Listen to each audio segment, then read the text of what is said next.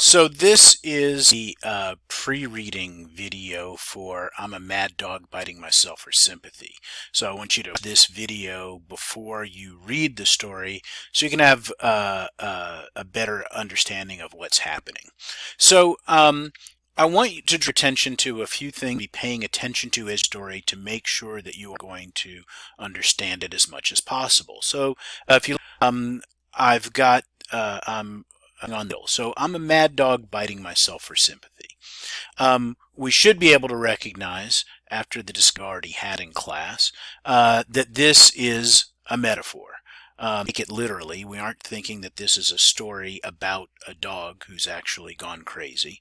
We're going to say that this person feels as if they are biting themselves for sympathy. And if I said they like they're a mad dog, that wouldn't be a metaphor. That would be and you should all know it should be a simile. So the metaphor, and we're saying that this person feels like. Now, what does that mean? We're not necessarily sure yet, but one of the things to know about stories is that the title is a great deal of information. Look rather carefully what that, understand it completely.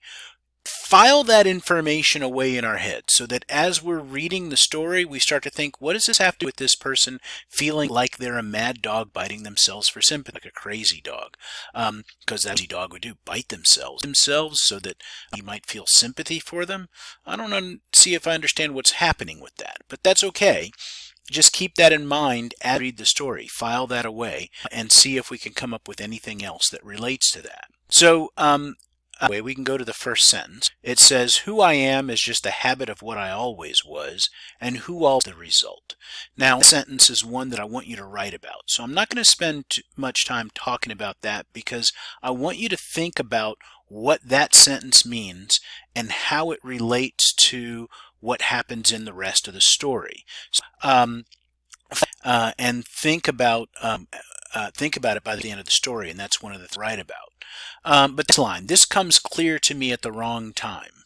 Okay, that he realizes this about who I am is just the habit of what I always was and who I result. To me at the wrong time. I understand that previous sentence, wrong time. Well, what is the wrong time? I'm standing in a line, almost rehabilitated. Now, rehabilitated could mean a lot of different things. I mean, it can be rehabilitated in terms of maybe having a drug problem or maybe having some kind of a physical ailment or something. So we aren't sure what that means yet, but in general it means that there was a problem, almost getting over that. What is the problem that this person is almost getting over with? And so, again, we're not sure yet, but that's okay. We file that away, and then after we start to pick up more and more. Walgreens is a store in downtown Fargo, so we know what a Walgreens is. It's a drugstore. Is in downtown Fargo. Fargo is a city in North Dakota, very far north, very cold there. There's a series, a movie and TV series based on Fargo, North Dakota that's really good. But it's a very cold place out in the middle of nowhere. So he's in the store in downtown Fargo, so we know where this is happening. I have my purchase in my arm, canned carols on the loudspeaker. Carols, by the way, are songs, right?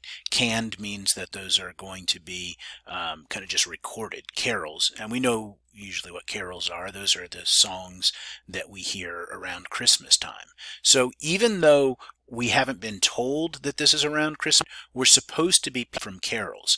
So again, clues that are dropped in here. Canned carols on the loudspeaker. So you're listening to Christmas music on the speaker in on the speakers in a Walgreens. So we Christmas. I puff parrot with purple wings and a yellow beak, right? So he's in line. He's going to buy this stuffed parrot. Really, it's a toucan. A toucan's another kind of a bird. The bird on the box of Fruit Loops is supposed to be a toucan. Really, it's a toucan. I get told this later.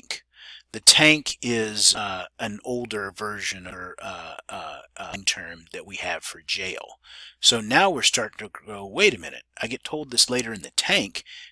Well, maybe that might tell us something about him to be rehabilitated, right? Because later on he's in jail. Oh wait, what is he going to end up in jail for? Let's go over to the next paragraph and see what we get there. I'll move this over. magically moved the box so you can see the nab over here. And it says, the new paragraph says, you think you know everything about yourself. How much money it would take, for instance, to take it. Remember that the last thing he was talking about was stuffed parrot. That's really a toucan. That he finds out later that it's a toucan later on when he's in the tank, which is in jail.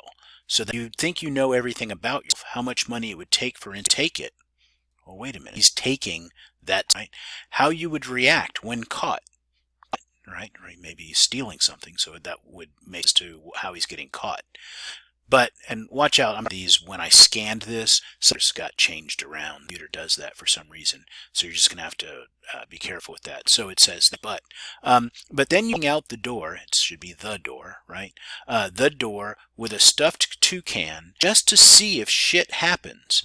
And it does, though no one stops me right? So it says he finds himself, it says walking out of the toucan just to see if shit happens.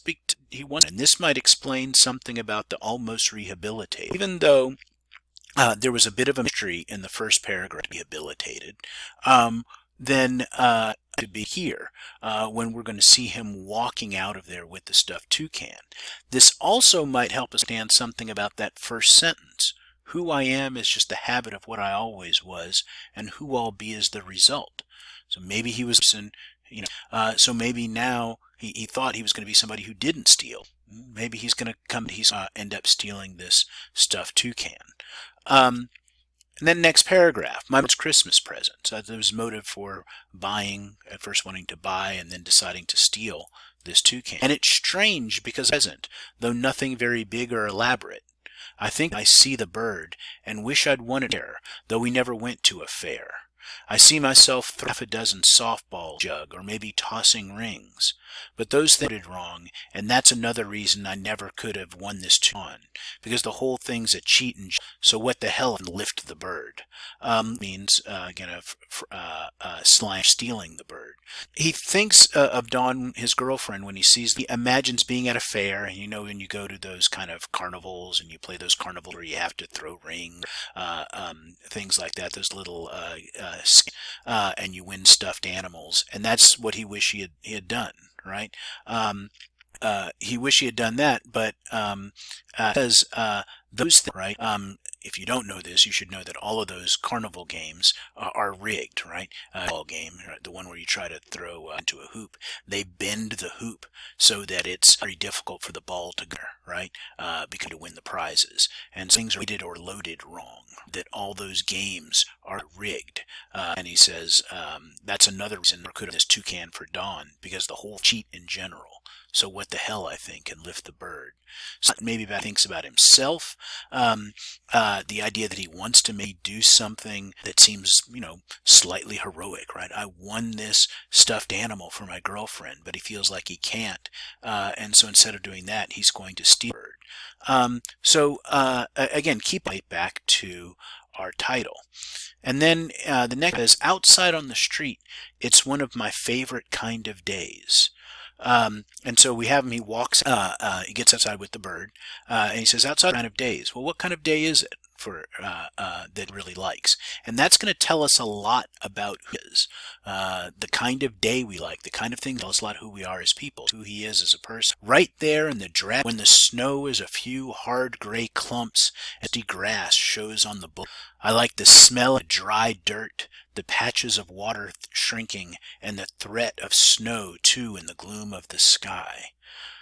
That doesn't sound like a very beautiful day, right? It's winter. It's not like his favorite kind of day is a spring day or something like that. He's going to say he likes it in the middle of winter. And that might be okay if we say I like a day when the snow is just falling and everything seems so beautiful, but that's not what he likes. A few hard gray clumps, that's not even pretty, right? The dusty grass shows on the boulevards, right? Grass, that doesn't seem very pretty at all. Smell in the air, I like the dry, that, right? The patches of water shrinking and the thread of snow in the gloom. Who likes the gloom? So that tells us something about the kind of person that he is, the kind of day that he likes, what he thinks is going what he thinks is going to be a beautiful day, or at least his favorite of a day. So getting an interesting sense of the person he is, and we can again about how that relates to the idea that he sees himself as a mad dog biting myself for sympathy. We see him as toucan.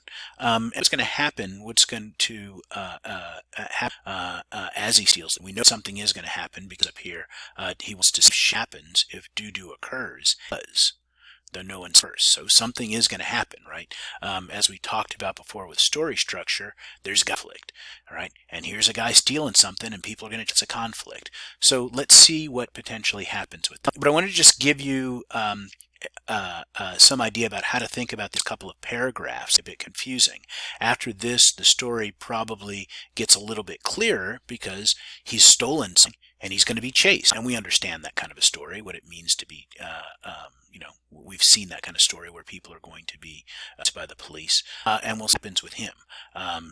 We can imagine that, of course, getting worse, because that's what happens in stories, as we've talked about. The idea that an escalation of the conflict, things keep getting worse and worse, and then by the time we get to the end, we'll have a climax. And then at the end, after that, we'll see what's called the denouement, which is kind of getting us to kind of understand how we're supposed to think about what happened in the story. Hopefully this little bit of a pre-reading gave you help in terms of being able to begin to piece together the story, and you can go through and read the rest on your own.